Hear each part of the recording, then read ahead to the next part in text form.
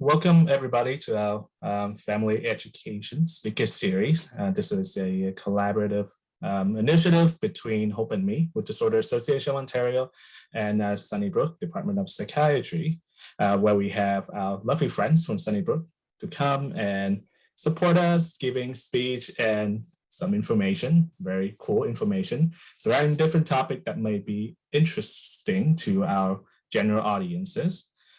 So just to let everybody know that this webinar will be recorded and it will be around 30 to 45 minutes of presentation, and then we'll have a Q&A at the end.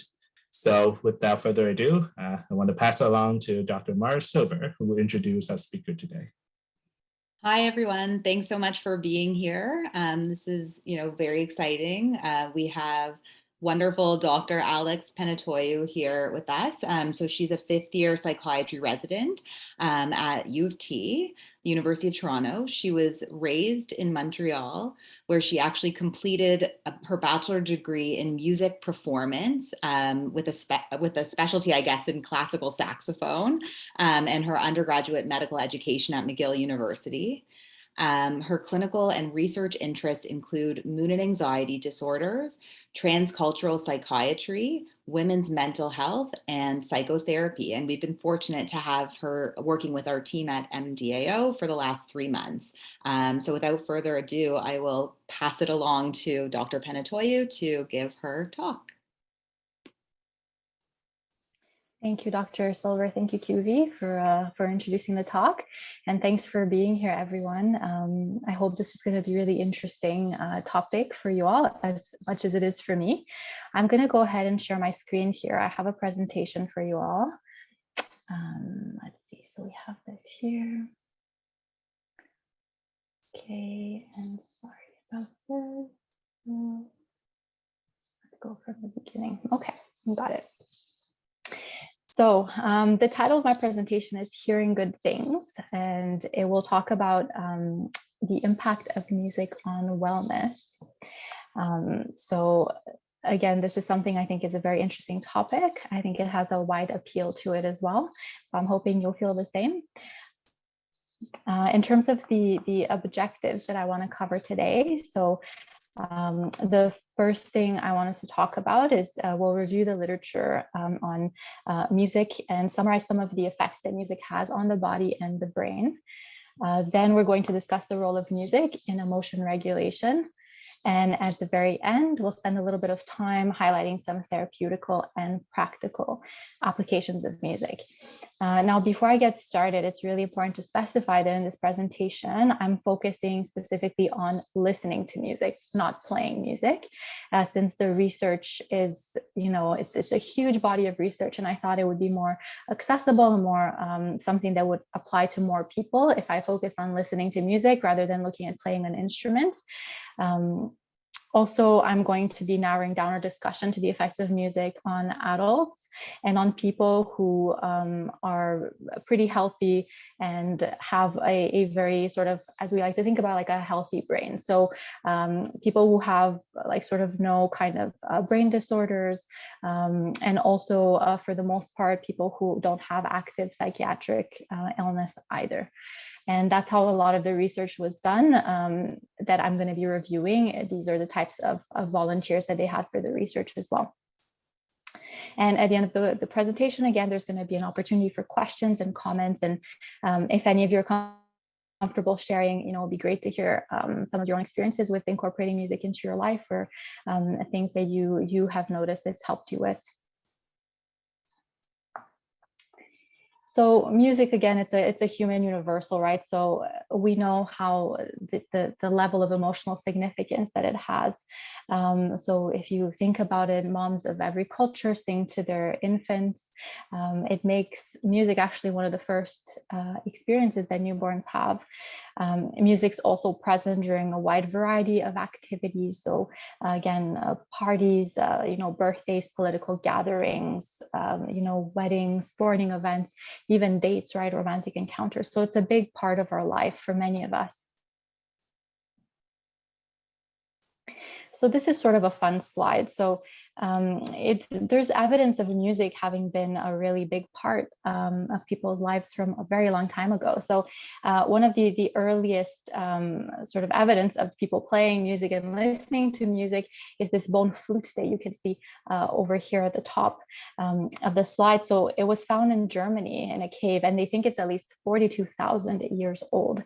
And so that is a long time for people to be playing music, right? So here again on the left side, you can see a depiction of a musician playing the harp in front of an Egyptian god.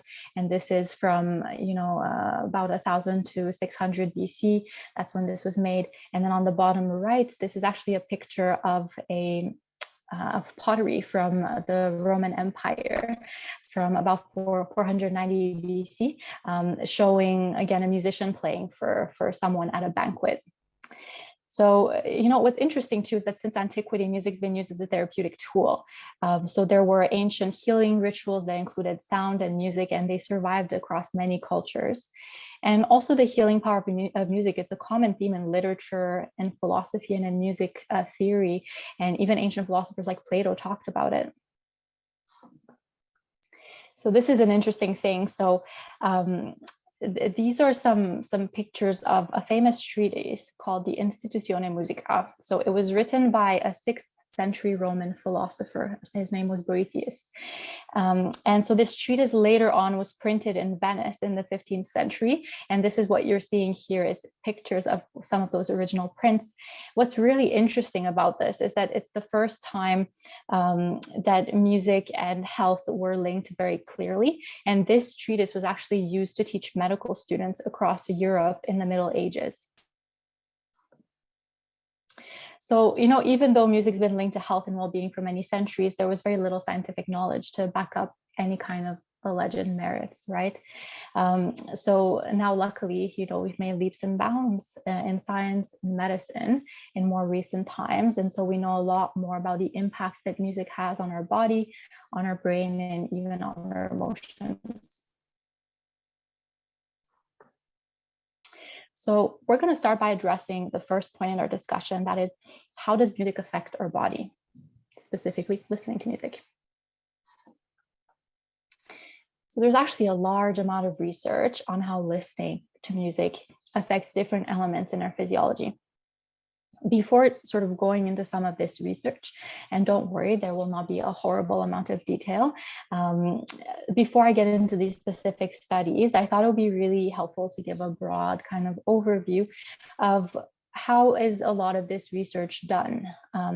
So these studies on the effects of music on the body are generally done by exposing volunteers, so healthy volunteers, to either music that they've chosen and know that they enjoy, so they select what they want to listen to, or to music that was pre-selected for them based on specific qualities of the piece of music. So for example, pieces that are known to be relaxing or invigorating or have specific properties. Now, you might wonder how can anyone make that kind of music selection for somebody else? And so I won't get into a whole lot of detail about it, but there are specific attributes of the music that are known to be associated with specific emotional states. And for example, they look at the tempo of the music, the key, if it's a major or minor key, the rhythm. Also, they use surveys about the types of feelings that a piece of music evokes in many people. And then they select something that they think is going to be, for example, relaxing for most people. So then once they have the subjects listening to music, they take a variety of measurements around their time of the exposure to music. So for example, they'll have these measurements taken before they listen to music, while they're listening to music, and after they're listening to music. And then they're going to compare their results on these different measurements with the same measurements taken from a control group. So a group of volunteers who is in the same place at the same time in the same conditions. The only difference being that they did not listen to that piece of music. So they may either have been listening to nothing, or they might have been listening to, for example, sounds of nature or other kind of control sounds. So the kinds of measurements that they look at, they involve, first of all, physiological parameters. So things like heart rate or blood pressure or breathing rate. or something called electrodermal activity. So this is a mouthful, but essentially what it is that it measures skin conductance of electricity, and that in itself is a measure of essentially how like of arousal, they say. So it's a measure of nervous system activity that's associated with emotion and attention. So someone who has higher electrodermal activity is more sort of there and engaged and present generally. So other types of measurements that can be done is that they can use either blood tests or more commonly saliva tests, because they're a lot less invasive, right? They don't need to poke people. And what they measure in the saliva or the blood is changes in important molecules within the body. So these molecules involve different hormones, which we'll talk about later. Also, these things called cytokines. So these are these small proteins that act as chemical messengers between cells, and also other types of proteins that are important to regulate different functions in the body. Another type of measurement that the research uses is they use scales. So things like asking people to rate, for example, their pain, their anxiety, their mood, and these are scales that are used across many different studies so that they can be compared. So I included a picture here. It's a rendition of a cell that releases cytokines, these tiny little proteins to communicate with other cells. So just to give you a bit of an idea of just how tiny these little messenger proteins are.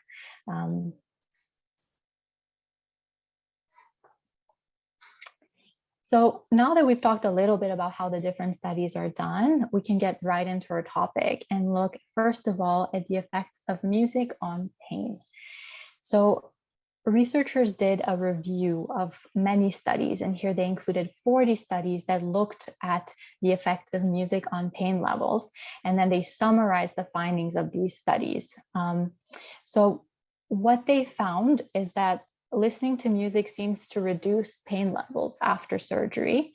Although the reduction is not huge, it's still something that is significant, like statistically significant enough to be mentioned in research. So the kinds of reductions in pain we're talking about is, let's say they went and asked somebody what their pain level was right after surgery on a scale of 1 to 10, and the person said, my pain level is a 6 on 10. They found that after listening to music, their pain level may be something like a 5 on 10. So on average, it was a reduction of maybe 1 point on a pain scale. Now, what they did find also is that listening to music after surgery, it decreased the need for opioid painkillers, so things like morphine and codeine and fentanyl in the first 24 hours after the procedure. Then again, when they calculated by how much, they found that in the first hours after surgery, maybe the person need like 1 milligram less of morphine, something like that.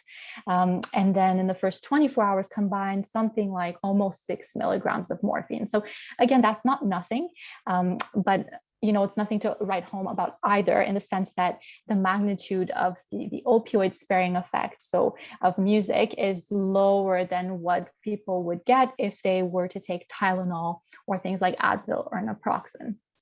But it is still there. So there's definitely a mechanism whereby music is able to reduce pain. So other studies, which are very interesting, showed that listening to music is associated with people having less pain during procedures. So things like, for example, getting a cut sutured in the emergency department, they need less pain management. Things like something called a flexible cystoscopy, which is they use a tiny camera to look inside the urethra and bladder. And this is a very unpleasant sort of painful procedure, as you can imagine. And things like colonoscopy. So to understand how listening to music might modulate pain, we have to get an understanding of what causes pain. And so I included this here to sort of show the complexity of how we understand pain to be caused, or what affects pain. So we don't need to sort of get into like all the details of all of these theories, but these are all theories that are relevant to how music may be decreasing pain in people.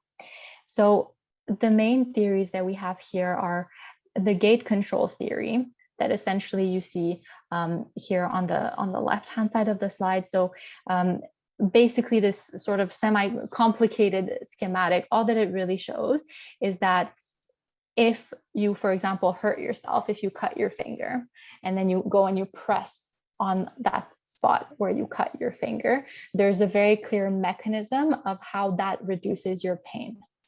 So essentially, you know, when you have nerves that don't transmit pain signals, so the ones that transmit pressure when you press down on your finger, so they can interfere with the signals from the pain fibers of the nerve, and then it inhibits the pain. So that's a very sort of interesting one. And you probably have experience of seeing that this does work to some extent, right? Or like, you know, you hit something and then you rub the spot, right? You hit your hand and you rub it, or something like that. Another interesting theory is the neuromatrix theory. So all that really says is that basically there's multiple parts of the body and brain and spinal cord that all work together when there's a painful stimulus to create what we experience as pain. So, you know, we used to think of pain as being very simple. You cut your finger, that causes a pain signal to transmit through your peripheral nerves. These peripheral nerves go all the way to your brain, and then you feel the pain. But now we know that it's a lot more complicated than this, because we've realized that there are types of pain that cannot be fully explained or understood with that theory. So clearly that was not a theory that, you know, was all encompassingly explaining what people were experiencing. So it's a lot more complicated now. The last sort of theory for pain is the biopsychosocial theory. And you may have heard this one before. It's used in many fields, and we use it a lot in mental health as well, right? So in the case of pain, it's to say that there are biological, psychological, and social factors that all affect and modulate what we experience as pain. And so even if you think about biological factors, for example, taking a medication for pain, that would be something that would help modulate pain on the biological side of things. You know, psychological factors could be things, for example, like anxiety and being able to use mindfulness in a moment when we feel a lot of pain. Social factors, so things like social support. Do we have somebody there with us? Right? So all of these kinds of things can affect our experience of pain. So then how does listening to music modulate this pain response? So it's thought that there's actually a number of mechanisms that are involved in music's effect on pain. And so some of them we'll come back to a little bit later when we talk about the effects of music on the brain.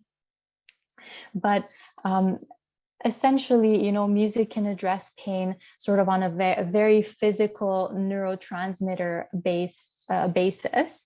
So by doing things like increasing endogenous opioids. So these are the opioids that we ourselves produce in our brain and our body, and that, you know, bring our pain down. It also increases something called the dopamine reward pathway, which I'm going to be getting back to later. But this is a way that it could be decreasing pain perception. On the other side of things, so it can really help with increasing positive emotions, and also decreasing anxiety and decreasing something we call catastrophizing, which is sort of thinking about the worst case scenario, which can enhance the pain experience. And something that's also very interesting about music that has been postulated is that just like that, you know, the gate control theory I was talking about, where, you know, you hit your finger or you cut your finger, and then when you press down on it, it decreases your pain perception. That with music, it would be a similar effect, just at higher levels up in the brain, more so than peripheral nerves. And so the idea is that when you have like an auditory stimulus, it takes up a lot of sort of activity in the brain and a lot of work to like process it in the brain and make sense of it, and, you know, experience all the emotions associated with it. And so that might actually act to divert attention from some of the pain that you're feeling, just by activating these different areas of the brain.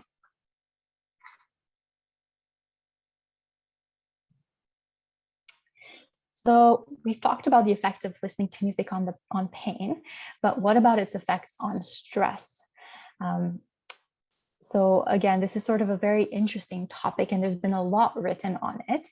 But what I do want to do first is talk a little bit about the stress response so that we can really understand where music can come and have effects on this. So first of all, how do we sort of define stress, right? So generally, the experience of stress is sort of this primitive experience of sensing danger. So if you can think about it, back before we had sort of housing and all of these wonderful modern things that we have to keep us, away from predators, away from tigers and from scary animals that could eat us. Stress was something that was very much sort of an acute thing that people experienced in times of just acute threat. So let's say there's a tiger running after you, wanting to eat you, you will feel this stress response and it will help you survive and it will help you get away from the tiger, right? So it's a very adaptive response for humans to have stress if it's sort of in these kind of short bursts and short quantities. So what generally happens now with stress, the way we think about it is essentially we get stressed when we feel like the demands in our environment are more than we can respond to. They kind of exceed our capacity to cope with, and that the demands in our environment may even be dangerous to our well-being in some way. So the way that stress has an effect on the body is it all starts sort of in the brain, right? So we call that a top-down process. It starts in the brain or the central nervous system. So first you got that cognitive component, you have the thoughts thinking, I can't cope with this situation, or this situation is dangerous. Then that's associated with an emotional component that is processed in another part of the brain called the limbic system. And that emotional component is like anxiety, for example. It's like that very clear feeling of anxiety you get when you're stressed. And then both of these brain areas, so the cortex for the thinking part, and then the limbic system for the anxiety or emotional part, they take this danger message and then they forward it via neuronal pathways to this part called the hypothalamus, which is like a central control system. So it's right here, sort of shown roughly where it would be, right in the brain. So then once the hypothalamus, the central control system, gets the danger signals, then what it does is it sends these signals down to two different stress systems in the body. So one is called the HPA axis or hypothalamus pituitary adrenal axis, right? So with these three sort of body parts are involved. And then the other one is the sympathetic nervous system.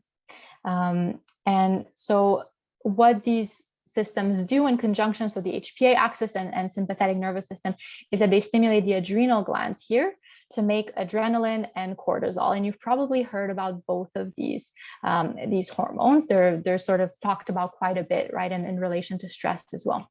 So what I wanted to show you here is just some renditions of where the adrenals are. They're little known sort of organs, right? So there are these little organs that modulate a whole lot of the stress response. They do very important things, but they're tiny and on top of the kidneys.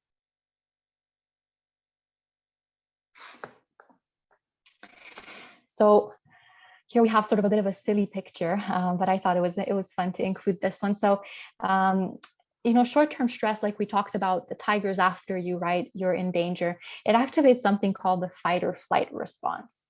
So you might have heard that term already, right? So it prepares you to either fight or run from the situation. So what this fight or flight response does is that it creates basically like a boost of energy for the body, and it focuses all of the body's resources on the task at hand, which is to either be prepared to fight or be prepared to run away as fast as possible to save yourself, right? So as part of this fight or flight response, you see that your organs respond in different ways. So your heart rate is going to go up and blood pressure goes up, right? It prepares, it's pumping, it's preparing for you to run, right? Your lungs take in more oxygen so that, you're able to have the resources to give oxygenation to all of your organs. Your pupils get bigger so that you can see better, have a bigger range of view. And then you mobilize sugar. Your liver helps you get sugar out into your bloodstream so that you have the energy to fight or to run. And then you're sort of diverting your blood flow from your intestine. You're diverting it to muscle. So if you think about it, when you're trying to fight or run, it is not the time to have to use the washroom. It's not the time for a bowel movement, right? It's time for you to have your muscles be ready to go, right, at any moment. So again, sort of in the acute term, this fight or flight response is wonderful, and it's probably kept us alive as humans, right, through all of this time. However, the problem is when this fight or flight response gets activated too much, then you get into all sorts of problems, right? So having these high levels of adrenaline and cortisol in your body, it can give you problems like, for example, your immune system will suffer. Again, if you think about it, when you're actively trying to run for a tiger, your main goal, like your body's not really thinking about fighting off, viruses or bacteria. So your immune system gets suppressed when you have a lot of stress. In terms of reproduction as well, if you think about it, that's not really the time to be going and having babies, right? When you're trying to escape a tiger. So you end up having problems with reproduction if you have chronic stress. Again, you can have problems with your intestines or your stomach, all sorts of digestive problems, because you have all this kind of chronically higher blood sugar level, or all these spikes in blood sugar levels. Then your pancreas, who's making insulin to counteract the blood sugar levels, gets very fatigued and tired of making this insulin, and you develop something called insulin resistance, which can lead to type 2 diabetes. If you think about your heart and your cardiovascular system, so you get like palpitations, and you have higher blood pressure, and all in all, this just contributes to making you have higher risk of getting atherosclerosis, and you're stressing all of your arteries, so you're at more risks of a heart attack or stroke down the line. Other sorts of issues that chronic stress can have are issues on muscles and joints. And if you think about it, when you're stressed out, oftentimes lots of tension up here. You can have tension in the jaw and the TMJ. You can have tension all over your body. Because of the hormonal changes, it can create skin problems. And then something that we look at a lot in psychiatry is all the things that stress does to your brain. So it definitely makes you more vulnerable to things like anxiety and depression and all sorts of other mental health issues. So now that we've sort of looked at the stress response, so what did they find about how listening to music affects the stress response? So a number of studies have been done to determine if specifically listening to relaxing music, either before, during, or after a task that's experienced as stressful, affects how the body responds to that stress. So a fun fact, and maybe it's a little cruel, but the way that they've exposed these poor volunteers to stress is generally the task involved public speaking. And more specifically, they would put them on the spot and say, you have to give a 5-minute expose of why you're the best person for a job. So kind of pretending to be in a job interview in front of everyone else, all the other volunteers, and to say that they're better than the other volunteers. So very stressful, right? And then the other thing they made them do, which is again very cruel, is to do calculations in front of others out loud. And so this fun fact, but I think it's something like they started at the number 2043 and asked them to count down by increments of 17. And if they messed up, they had to start over, all out loud in front of people. So that's right. I hope they were compensated for this study.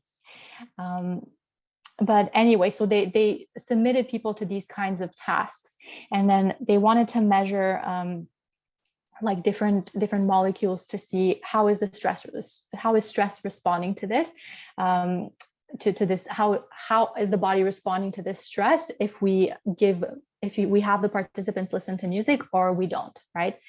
And so the kinds of measurements that were taken, so for something called salivary amylase, so this is really just a protein that's in the saliva that is high when your fight or flight response is activated, right? So when you're in that acute stress, your salivary amylase goes up. Something else that they're measured is something called rest sinus arrhythmia. I'm not going to go into this, but essentially it has to do with heart rate variations and how that reflects like the activation of your autonomic nervous system. So again, the activation of the fight or flight response and recovering from that response. And then the last thing they looked at is cortisol in the saliva, which this one is pretty straightforward, just cortisol levels. So what did they find? So there were a lot of studies on this, and I summarized them for you so that you don't have to. So the three major findings of these studies is that if you listen to relaxing music before something that you know that will be stressful, that your autonomic nervous system, so the part that makes adrenaline, recovers from the stressor more efficiently. So they found that, like that molecule in the saliva, the salivary amylase, went down faster after the stressor in people who had been listening to music before the stressor. They also found that the sympathetic nervous system the parasympathetic nervous system, it kicked in better, and then the respiratory sinus arrhythmia recovered quicker if you listen to music. Now, the next part is if you're listening to music during a stressful activity, they found that decreased the body's response acutely to the stressor. So if you're listening to music while you're doing something stressful, you will produce less cortisol, less of the stress hormone compared to if you're not listening to music. The last thing they found is that if you listen to relaxing music after the stressor, after all is said and done, it will also help your body recover from the stressor more quickly. So again, cortisol production decreased faster in people who listen to music than people who didn't. Now, in other studies, they've also linked listening to music to all sorts of other changes in the body. So these are some examples. We're not going to go into detail, but essentially they found this thing called interleukin-6, a protein, which is a marker of inflammation, was decreased by listening to music. And this is something that's also implicated in aging. Another thing is immunoglobulin A, so IgA, which defends you against infection, was higher after listening to music. So it helps you maybe fight off infection a little bit more easily. Music also increases growth hormone, which helps you, it stimulates basically healing in a certain way, right? So cell regeneration and cell reproduction. This is one that you may know already about, is oxytocin. So it's called the love hormone. It's what we produce, when we're around people that we love. We produce it when we have hugs. We produce it during sex. We produce it with friends. There's all sorts of situations where we produce oxytocin, but it's generally like a very good thing to have. And so they found that listening to music increases the oxytocin. There's also effects on testosterone and estrogen, which are a little bit complicated and variable across studies, but music did seem to affect both of these hormones. And then the last thing is beta endorphin, which is one of those endogenous opioids I was talking about that's involved in mediating pain. So music does have effect on the endorphin.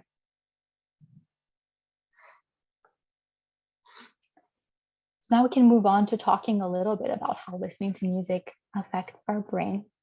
So much of the research of the music on the brain involves measuring neurotransmitters, either directly by testing your blood or something called your CSF, so doing a spinal tap, which again, very invasive, or by doing something called brain mapping.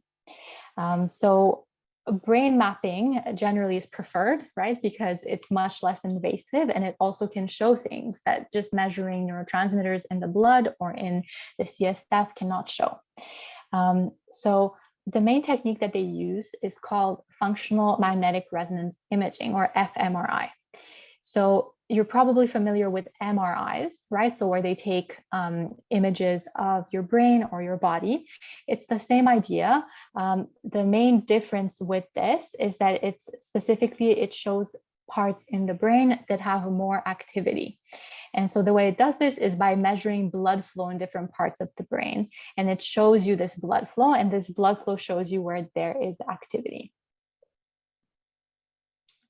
So I think the easiest way to understand an fMRI is to actually see one. So here you go, you have one. And this is actually a video, and this is a really interesting video. And I will play it for you, but I want to show you, first of all, what this is, what you're looking at. So this is actually a composite image of fMRI results from a study that looked at the effects of music on the brain. So they played a piece of tango music for people, and then they wanted to see how does the brain react to this piece of tango music. And so the purpose of this study was not really what we're talking about today. It was more looking at how specific elements of music like tempo and instrumental changes can light up and affect different parts of the brain. but I think it's still really cool to see. And I'm going to play this for you very soon. And it's interesting to imagine that your brain will probably light up in fairly similar ways as you're listening to this piece as what this fMRI is showing. So just before I play it, and in the interest of time, I'll play some excerpts and I will skip ahead to when the music changes so you can see the difference. Otherwise, it's a 5-minute piece. But I want to sort of explain what you're looking at. So again, this is all one brain. So you're seeing it from different angles. So this one over here at the left, you're seeing from the right side. The one here in the middle, you're seeing from the front. This here, you're looking at the same brain from above. Here, you're looking at the same brain from below, same brain from the back, and same brain from the left side. Okay, so this is all one brain. And the colors here do show the levels of activity. And so the green is sort of where there's not too much going on. And then the other colors are just, they light up depending on the intensity of the activity. So red is sort of the most level of activity. Okay, so it's where the most intense activity happens. So I'm going to play this for you.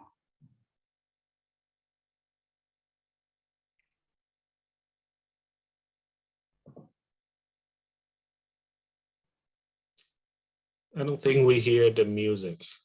You might have to share with sound when you do your share screen. How do I do that? So you will have to stop sharing, and then when you share again, there's a box at the bottom left that says share computer sound. Okay, so let's try this again because I think this is pretty cool. So let's try it. Yeah. Screen. Oh, and then we have to find it.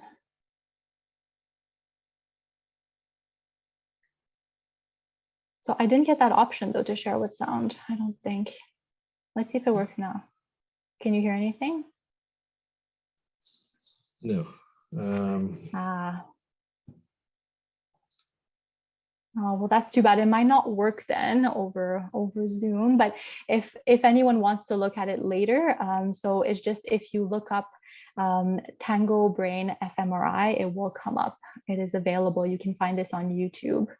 But essentially, it's a piece of tango, and you can see how the brain lights up. And so I'll show you a little bit further along here. You can see that it lights up in different ways.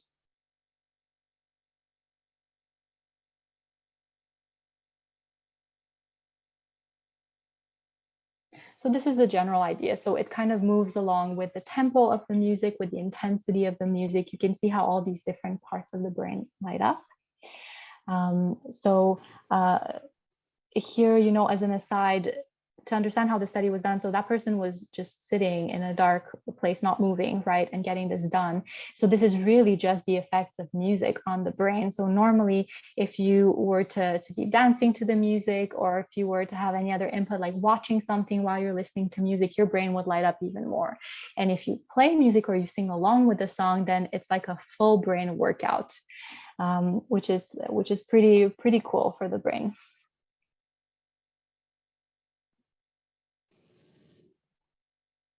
Okay.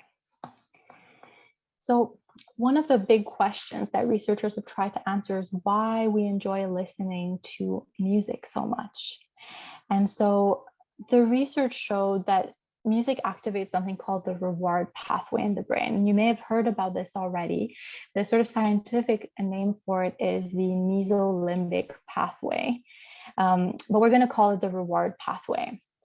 And so this reward pathway is a collection of brain structures and pathways in the brain that are responsible for like reward related cognition. So this tends to be involved in things like eating food that you enjoy. Again, having sex, it activates the reward pathway. Things like gambling and people who are gamblers activate it, and also things like addictions can activate it, and it could be a portion of why why addictions are so powerful, right? Because they activate this pleasure pathway in our brain. So in terms of the kinds of things that the reward pathway does, so it it includes something called associative learning. So things like learning that doing a specific action leads to rewards, right? So if there's anyone who's familiar with psychology, things like classical and operant conditioning, they operate through the reward pathway. Also, when you want or really desire something or you crave something that is rewarding, that usually goes through this pathway. And that will lead you to change your behavior, right? So it leads you to, it gives you motivation to go and to get that thing that you want to get, right? Also positive emotions, especially the ones that involve a sense of pleasure or liking something, they go through this reward pathway. So this here, you can see a representation in this video of the reward pathway, just kind of 3D. It's sort of a deeper brain structure here. And you can see here, like here, they're just pointing out where the hippocampus is just a part that's involved in memory in the brain. You can also see in this image below the sort of the connectivity between the different areas of the brain that are in the reward pathway. And you can see that the yellow sort of neurons that are depicted here are dopamine neurons. So there's quite a bit of these dopamine neurons involved.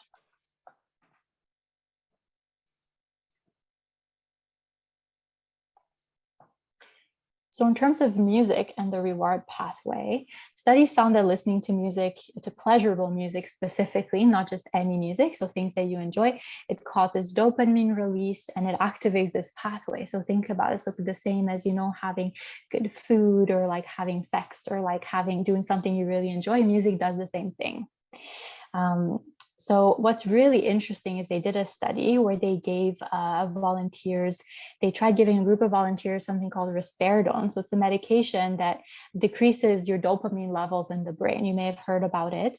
And then they gave another group of volunteers levodopa. So it's a medication that just increases your dopamine levels. And then they had them listen to the same piece of music. So what they found is that the volunteers who were given risperidone, they didn't get the same kind of musical pleasure. And then the ones that were given levodopa compared to control, so people who weren't given anything, had more musical pleasure. And then they even went ahead and asked the participants how much they would be willing to pay to hear the same piece of music again. And the people who had the levodopa said that they would pay more. So clearly this is the study that actually linked dopamine to music specifically, because it was something that was otherwise very difficult to measure. It was kind of just hypothesized. So interestingly, the same study, they measure the skin conductance that we were talking about before, right? And to show like the level of sort of the emotional arousal that corresponds to high pleasure. And they again found that it was higher with levodopa and lower with risperidone. So music does seem, the pleasure we feel from music does seem to be mediated by dopamine and this reward pathway. So now this is, I think, an especially interesting part of the presentation coming from the psychiatry side. So what exactly is the relationship between listening to music and emotional regulation? So to understand what that relationship is, we have to sort of understand like how do emotions come to be? And so this model, which is called the Modal model of emotion, it's a little bit of a mouthful, but this postulates how emotions come to sort of exist, right? Why do we have emotions? So this model says that there's a particular sequence of events that leads you to feel an emotion. So first of all, you get an emotion triggering situation. So that could be something that happens outside of you, happens to you, or it could be something that's internal to you. So having a specific thought, for example, that leads to an emotion.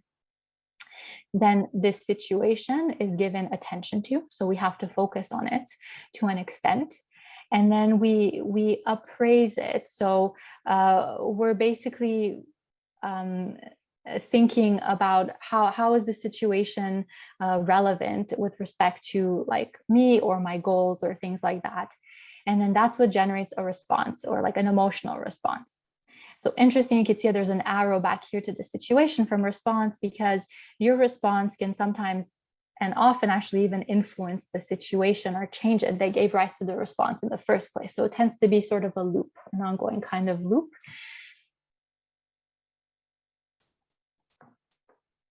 So now that we understand sort of how emotions come to be, we can also see where we may be able to intervene to regulate these emotions or shape the kinds of emotions that we're having when we have them and how we express or regulate them. And so one way that we can shape or regulate our emotions is by acting even before the situation happens, right? So we can take actions that make it more or less likely that we'll end up in a situation that gives us a particular emotion. So a good example of that is, someone who may be maybe a little bit socially anxious. They anticipate that if they go in a social situation, that will cause them to feel anxiety. And so they say, I'm just not going to go, right? And so that would be an example of situation selection. They just remove themselves from that situation. Then once you are in that situation, what you could do is you could try to modify it. You modify your environment. So one example is, let's say you're with someone who makes you feel a certain negative way. You could try to increase your physical distance with that person. Another good example is if you're giving a speech and you think it's going to be stressful, you can try to insert some jokes here or there because you anticipate it's going to make people laugh, and that's going to make you feel better or less stressed out. Now, another way to try and modify these emotions is you can work on the attention part to the emotion. So attentional deployment is when you're, directing attention specifically within the situation to influence the emotion. So you can either distract yourself from the emotion, or on the opposite end of that, you could choose to focus on that emotion.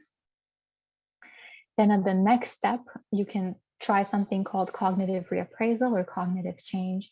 And this is something that we do, for example, with CBT or cognitive behavioral therapy in psychology and psychiatry. So we modify how we appraise the situation to change the emotional significance of the situation. So we can either change how we think about it, try to think about it in a more balanced, objective, realistic way, or we can change how we feel about our capacity to manage it. So even if the situation remains the same, we may feel like we're able to handle it. Now, the last place where you can affect these emotions is after the emotion has happened, you can actually try to modulate that emotion. So you can do that by trying to influence how you feel after you're already feeling the emotion. For things like, so let's say you're angry, you can go exercise if that's something that helps. You could try things like deep breathing techniques once you're already feeling anxiety, or you could try to cognitively kind of suppress that emotion, just push it down. So again, now can listening to music play any part in this emotional regulation?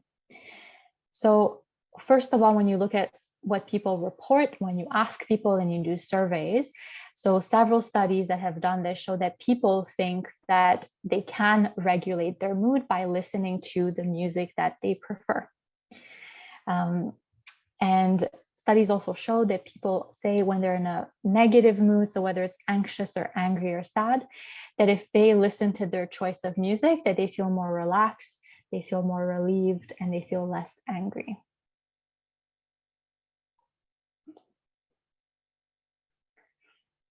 So now, in terms of strategies that we use to regulate our emotions through music, there is again research done on this, on like what kinds of how do people use music to modulate their emotions, right? What are the main ways? And so we'll go through these a little bit, and then we're going to talk about if there are some that might perhaps be better than others for emotional regulation. And so the first one that probably everyone can think of is using music for entertainment, right? So you put it on in the background, you kind of create a pleasant, a fun, a happy atmosphere, right?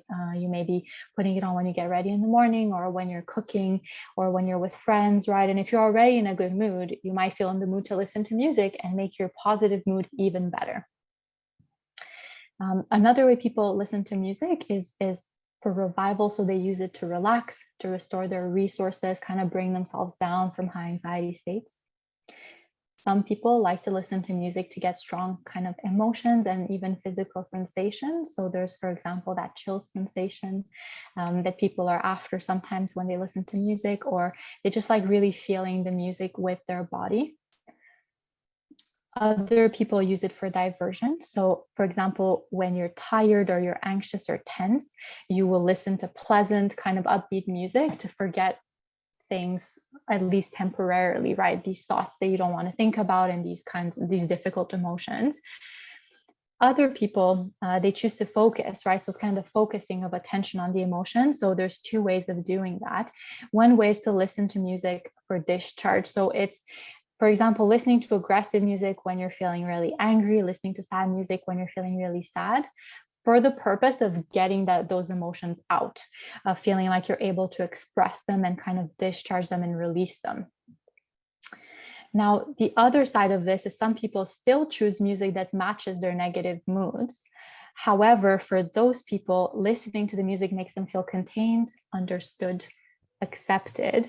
And it's very similar to discharge, right? In that you're matching the music to how you're feeling, but the outcome that you're looking for something very different, right? So you're looking for this sensation of comfort rather than looking for a sensation of like catharsis or of like kind of getting these emotions out. And the last way that people listen to music is through something called like for mental, they call it mental work, but it's basically using it to help you be more introspective, to help you kind of be more in touch with how you're feeling, perhaps be able to observe how you're feeling and reevaluate how you're feeling. So now this is a big question, right? So we know how people are using music, but are some of these strategies better than others for emotion regulation? So interestingly, they've done studies on these particular ways of using music. And what they did find is that discharge, so that's the one where you are using music to express these negative emotions just to kind of get them out for cathartic purposes, is actually related to higher anxiety and higher neuroticism, especially in men. For some reason, more in men than in women, it seems. Also, they found that people who were using this strategy tended to feel that it did not really help their mood. So it wasn't really a strategy for mood repair, really for catharsis.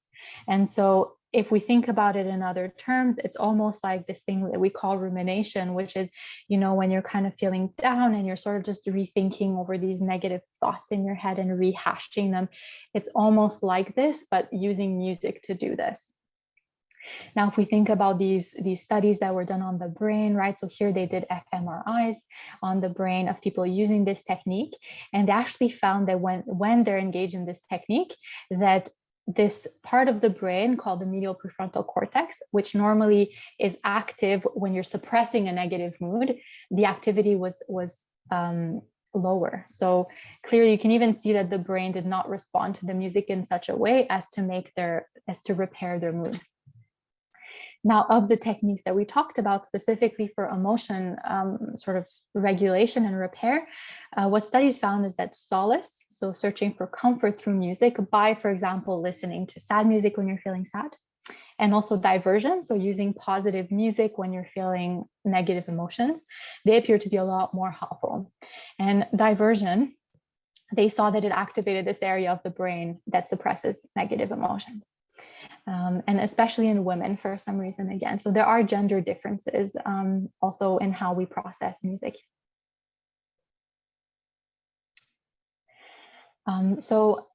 And now, interesting to know is that, you know, psychological features of the person listening to the music really do matter in how music is used. And so, you know, there used to be sort of this thought that people listening to aggressive music or sad music, that was not a good thing to do, right? And even like years and years ago, they used to associate sort of like more aggressive, like heavy metal music, they associated with violence, and they thought it was involved in like all sorts of things. But the studies realistically did not show that at all. What matters more now, and where the research is going now, is just what kinds of strategies are you using the music for? So if you're using the music in a way to get solace from it or relaxation, it doesn't really matter what you're listening to, right? Because we're all different. So if for you, listening to something like to heavy metal music makes you feel relaxed, then that's a fine strategy, right? For other people, it may not be bringing that same kind of reaction though. So what was found is that people also can listen to sad music and get pleasure out of it. So that's very interesting. So people can listen to sad music and report that it makes them feel sad, but it also makes them feel pleasure. So this is all very complex, right? They're very complex mechanisms. And so there's a thought that really personality traits of the person listening to the music also have a big influence on which kind of music is best suited to them. Also, again, right now, the research that's been conducted with, again, these populations of people who are not having an active mental health issue, for example, or anything like this. And the reason why I bring that up is just because the brain looks a little bit different in terms of the neuronal response to music. If you're looking at someone who has depression, for example, the response is not exactly going to be the same as in these studies with sort of the healthy volunteers. But if they're looking at healthy volunteers, they generally found that listening to music that reflects negative mood is actually quite healthy, because people use it as a means for solace and for even distraction, and sometimes for reappraisal and for introspection. And it helps them gain insight into their affective states.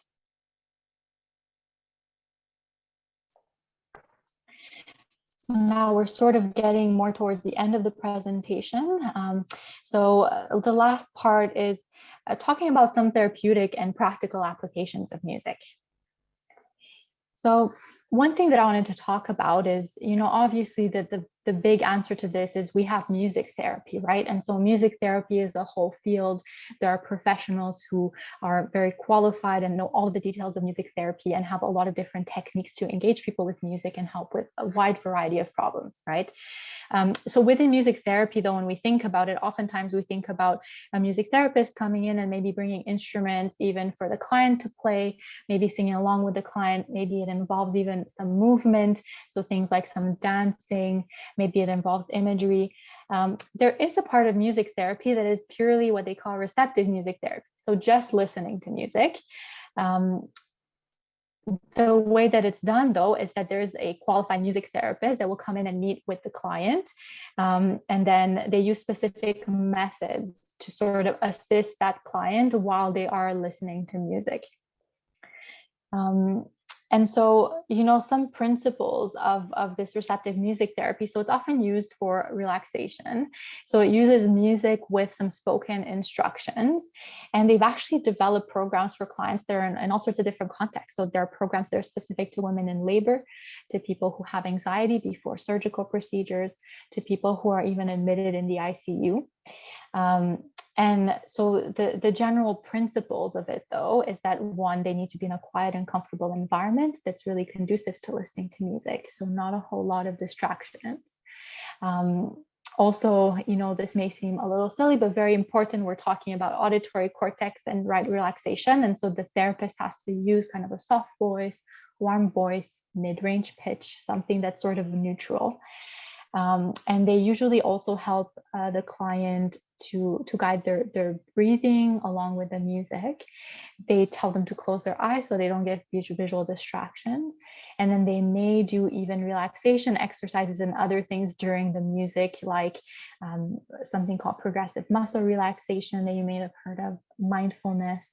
They may even do visualization, but it's not required. Now, again, the super important and interesting part here is that, again, they use music that is familiar to the client and in a style or genre that they prefer. So for clients who are not able to say it themselves, they may even talk to the family and ask the family, what is this person's favorite art, artist, musician, or favorite type of music, and they really try to adapt it. So if we think about just some other applications based on what we talked about today, so how can anyone sort of use music, right? Music is very accessible now. You can sort of go on YouTube and have things streaming. You can have live concerts streaming.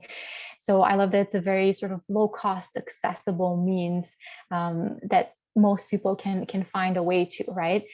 So one thing that you can do is to incorporate pleasurable music and helpful strategies into daily routines, things like for revival and entertainment. one thing that you could try doing is to use music as a tool for emotional regulation. But as we talked about, sort of being just mindful, less so about the type of music that you're listening to and more so about how are you using it. Are you using music for sort of discharge to kind of get that aggression out, which again is okay once in a while. It should just probably not be your primary go-to when feeling unwell, or are you using it for things like diversion or solace to feel understood and comforted, right? So you can certainly use it like that. You can also use relaxing music to help with stress management, again, whether it's before an activity, during, or after. The key here is that it does have to be relaxing music.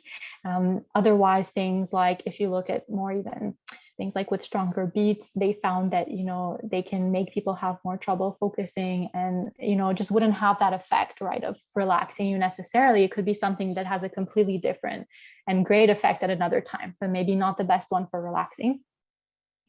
Then one thing, that could be thought of is using music. If you know that you're going to go get something that's sort of unpleasant, getting a jab or getting something like that, to help decrease pain.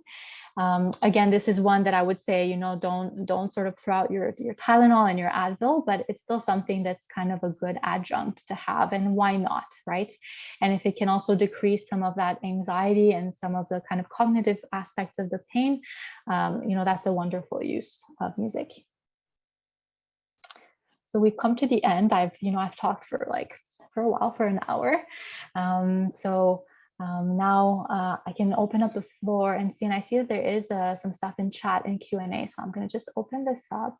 Oh, thank you, Kiwi, for the video. That's excellent. Thank you so much. It's quite easy to find, right? So, and it actually links you to this study also underneath, if anyone's interested in looking at the actual study. And it's a study that is free, I'm pretty sure. Yeah, I think that it's free. So you can take a look at that.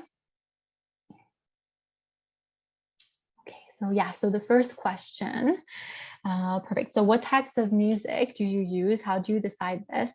And is there a measurement of the effects of different kinds of music? From David. So I think that we addressed some of that a little bit after your question. So you were very active, right? You were thinking about it. And so I really do appreciate that.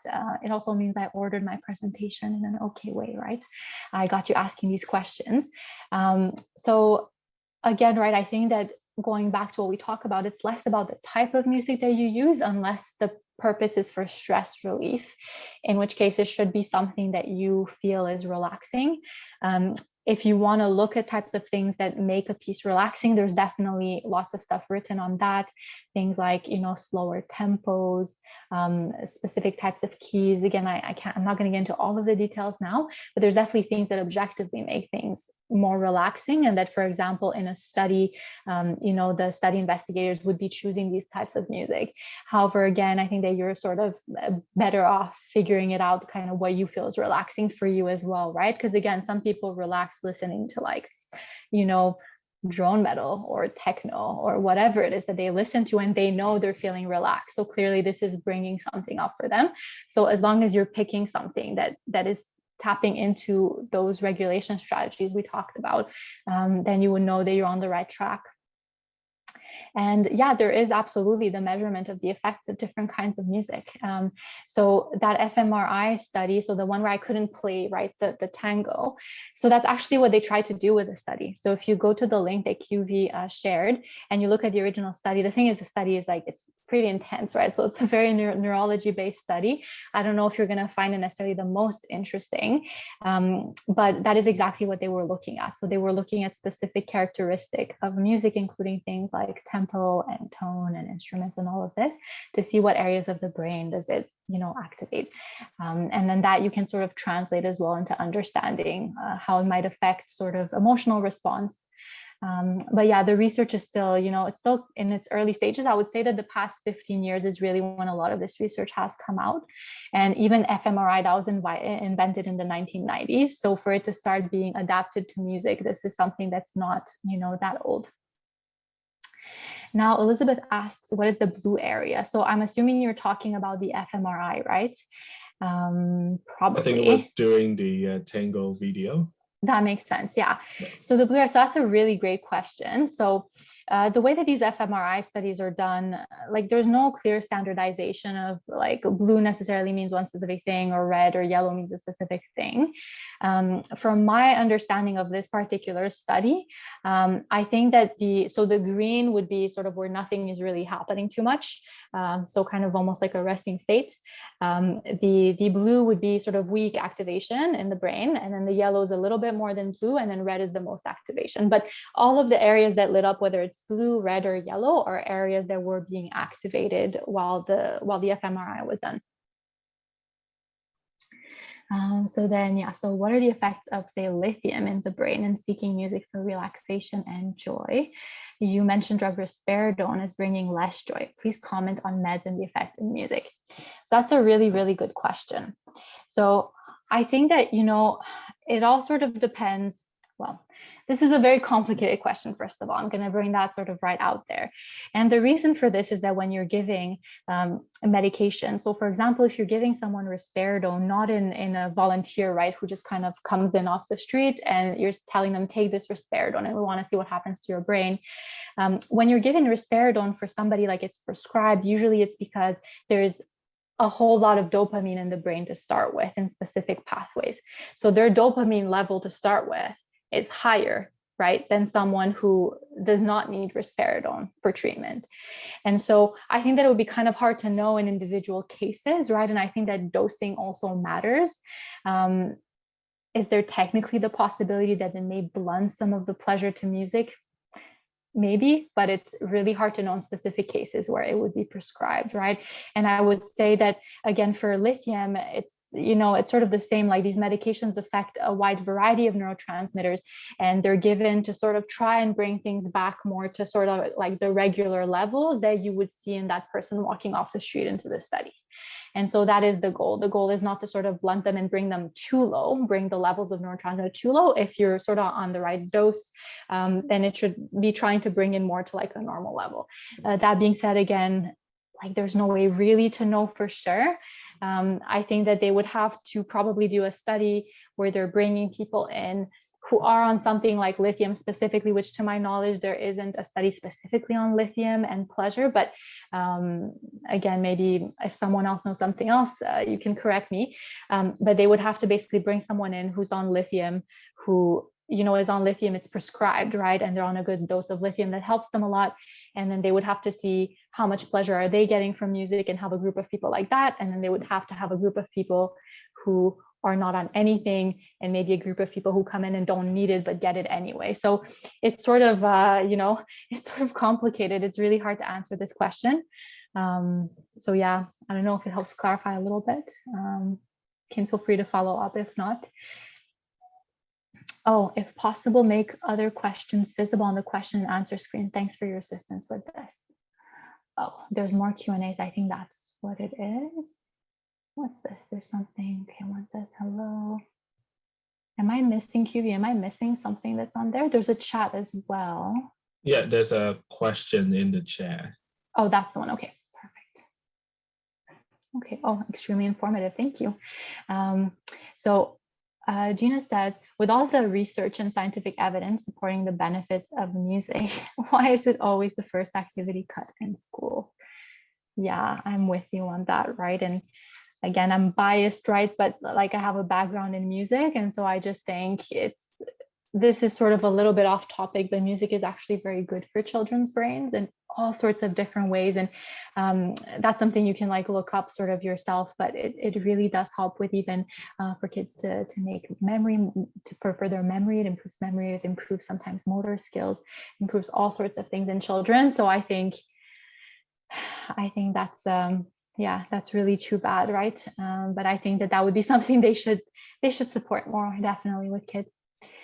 Marlene says, unfortunately, the person I support likes to listen to music with lyrics that can be disturbing. That cannot have any good benefits or be effective on the brain. What would you say regarding this behavior as it relates to music? Yeah, so that's a whole other sort of topic. Like these studies don't really look at lyrics, they all look at instrumental music.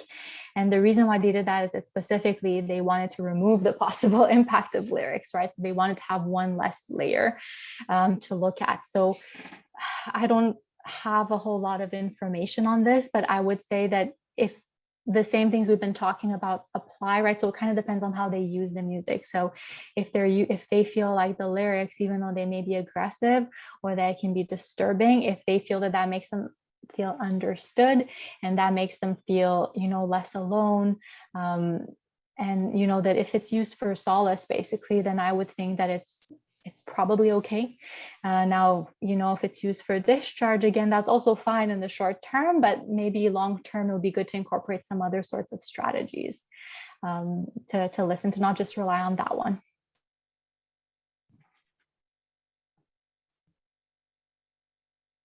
Maybe I'll just jump in because I think, was that all the questions in the chat so far? Yeah, for now, yeah. So, I mean, first of all, I just wanted to thank you so much for that presentation. It was super interesting. It's something I really know nothing about. So really, really interesting. I guess I'm wondering if you're aware of any more formalized kind of music therapy formats that have been looked at for like any mood and anxiety disorders. Because I certainly haven't heard of any, and it's not something that I learned about in training. But I agree that music can have such an impact on one's emotions. So I think I can see it having a potential role as like a more formalized therapy. Like we have cognitive behavioral therapy and all these other art therapy. Like, is there kind of a more formalized music therapy? Yeah, so there's studies. So the issue with all the studies on music therapy is just that they're so heterogeneous, right? So like it's very hard to get studies that are like a very what's the word for this, standardized. So like the type of therapy that's administered really does vary by the therapist that's administering it. That being said, there are definitely studies that have been done on psychiatric inpatient units with different patient populations. So that includes patients with schizophrenia and other psychoses, and that also includes patients with depression. So there are studies done on it. The type of music therapy, however, and when I've looked at some of these studies, even though I didn't end up talking about them today, there's even in the studies, there's not a whole lot of description about exactly what it is that was done. So usually the kinds of interventions tend to be fairly long. So they're interventions that, would be like 12 weeks of weekly, for example, almost like a CBT course. And then throughout that intervention, each session is a little bit different. Some of them incorporate music and movement. So things like dancing, some incorporate things like even writing lyrics and having more of like a narrative kind of therapy sort of role. Others involve using music and imagery and listening to music. Others involve interpreting the music together and kind of linking that with experiences. So again, kind of narrative therapy. And others involve playing music, which is a whole other thing, right? And like playing music, not only does it involve all sorts of other areas in the brain, but definitely it has that social aspect of fostering that social connection in a very profound kind of way, right? So playing music with other people and being in sync, you don't need to be a professional musician to derive a lot of benefit from it. Even for people who are beginners, who are just starting out, trying something out, right? They're trying on percussion or something, that has a pretty profound effect. So I think that definitely there is a role. The question is always sort of, where's the funding? So this is the question for us more specifically. I think it's something that needs to get looked at more. And definitely, now that there's more of a neurological basis for what music does to the brain, also does facilitate the validity of these studies with music therapy. Because I think for a long time, we knew music was good for people, but it was very hard to prove it, right? And so it's very hard to kind of advocate for getting funding and for getting this in when it sounds like a bunch of like mumbo jumbo, right? Like it just sounds like, oh, this is esoteric type stuff. But again, I think it's something I'm quite passionate about, is that there's so many things that I think we don't give a lot of attention to, and that are just so profoundly affect our quality of life, right? And things like listening to music, things like obviously social connection, things like art, things like time in nature, right? So another year I did a presentation on the effects of nature immersion for mood and anxiety. So I think that music is definitely along that path. And I think as we go on and learn more and more about how it affects the body and brain in very clear, tangible, scientific ways, there's going to be more to ammunition to kind of push and say, no, we need this funding. We need for people to have the time to engage in this regularly. It's part of just wellness and, being able to be productive then during the day if you have this time. So anyway, that's my little tiny rant, but hopefully it answers the question. Yeah, thank you so much. Thanks. Okay, I think that there's some more questions. So Sharon says, great question, Dr. Silver. Thank you. Perfect. There's a question in the Q&A. Yeah, so David says, can soft music playing during therapy take away from sharpness and quickness of understanding, diminishing focus on concepts needing to be addressed? Very, very good question. So I'm assuming that you mean like during psychotherapy sessions.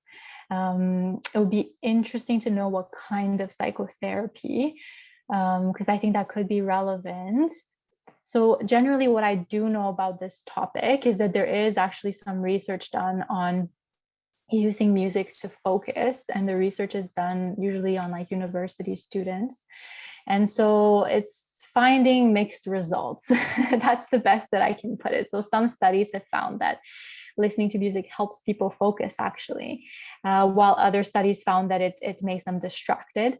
It seems to matter the kind of music that you're listening to though. So this is the type of research that showed that listening to something like potentially like dubstep is a good example, may not be the best for focusing specifically, just because of just the kinds of rhythm stuff that has a very, very kind of strong beat, and faster beat tends to make focusing more difficult generally for people. Some people report that classical music helps them with focus. I would say the issue with that is that, again, there's so much variability between people. So for example, if you were to take someone who's a classical musician and you put on classical music for them, they may not find that it relaxes them a whole bunch or that it helps them focus, because they're going to have their brain attuned to picking out the melodies, picking out the rhythm. It's going to activate their brain a little bit differently, which is also a lot of these studies I talk about, they were done in people who, like, generally musicians were excluded from the study just because that would sort of mess up the results, so again, I think it sort of really depends on an individual case, but definitely if you feel like, it's something that is being done in therapy and that it's, taking away from it, definitely it's something that should be addressed, right? I don't think that there's anything to say that it should help you focus in therapy per se. So there's a couple of other questions. So polyvagal theory as well is huge in terms of music and sound and nourishing the nervous system, building up cues of safety in the social engagement system. So Debbie, I'm going to be honest with you. I actually haven't heard of this polyvagal theory. So this is something for me to look into. Yeah, no, thank you for this. It's something that just hasn't really come up. Stephen Porges, going to look into it. Thank you, Debbie. And then Anonymous, I like the name Anonymous Attendee, is EMDR music actually more effective than using any other music for EMDR? So I'm going to need a little bit more specifics on that one. Can you maybe explain on like what you mean by EMDR music? Like what kinds of music? I'm not really like familiar with the type of music that is used in EMDR personally.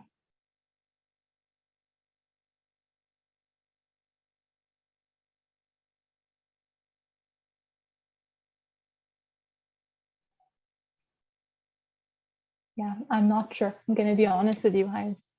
I don't actually have anything to add. I'm not sure Okay. either. I didn't actually know that EMDR was, that music was integral to EMDR. Me neither, to be honest. It's also I didn't realize it was part of it. Yeah. But that's awesome. I'm learning. So I'm going to look into these things, the polyvagal theory and also EMDR music. It's interesting. There's so much stuff that's not really part of our training, right, Dr. Silver? So as you were saying, like there's just entire sort of parts, right, that are relevant to us for psychiatry and psychology that we don't get. I feel like the field is just so big that it's like endless kind of learning, right? Definitely. Yeah. We have a couple more minutes for perhaps one more question if anybody want to put in.